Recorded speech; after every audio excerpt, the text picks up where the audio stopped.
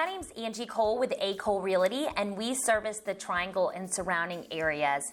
So in today's market, buyers unfortunately are up against issues whenever it comes to an appraisal. A lot of times we are running into appraisal gaps because in order to win an offer on a home, the buyer is needing to go well above what the home is worth per se.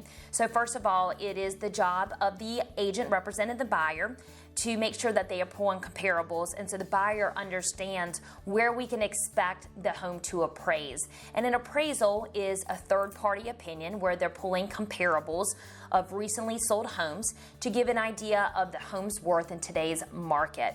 But with this competitive market, many buyers are going way above asking price or list price in order to win out on the offer, but in return, their appraisal is coming in low. But you do have options with proceeding. So first of all, a buyer can make up that gap. So let's say, for example, there is a list price of $300,000 and the offer price is $325,000, so contract price $325,000. Let's say that the appraisal comes in low at $305,000. So we have a $20,000 gap there. In that scenario, the buyer can say, all right, Mr. Seller or Mrs. Seller, I will eat this amount, this gap, and I will come to the closing table with an additional $20,000 to make up that gap. Because of course, the lender will only lend for the appraisal value, okay? So we have a gap between $305,000 and $325,000. So buyer can come to the table with an additional $20,000.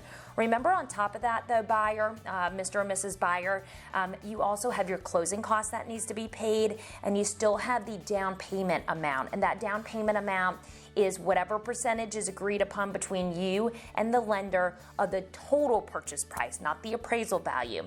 So you still need to come to the table with your down payment and your closing costs. Also, of course, the buyer could go back to the seller and try to renegotiate the purchase price.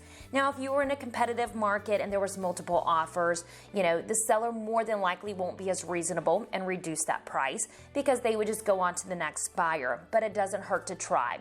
And so you could go to the sellers and say, we're asking for you to reduce the price maybe down to this number, maybe we'll meet you in the middle. So that means seller will net a little less, and then buyer will still be bringing some additional money to the table.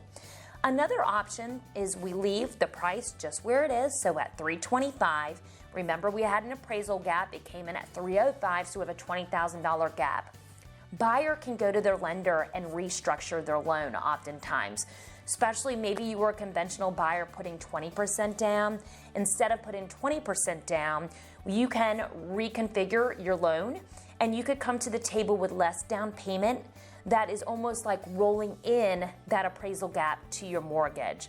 So that way you're coming to the table with the same amount of money you were expecting to come to the table with when it's time for closing. So you do have options. Talk through those options with your real estate expert. Talk through those options with your lender, because it's not always just cut and dry. You must make up that gap. I hope that this was super helpful when it comes to dealing with appraisal issues in today's market. If you have further questions, if we can be of assistance, if you're thinking about buying a home, we would love to be your go-to. You can call us at 919-578-3128, and we would love to assist you. Have a wonderful day.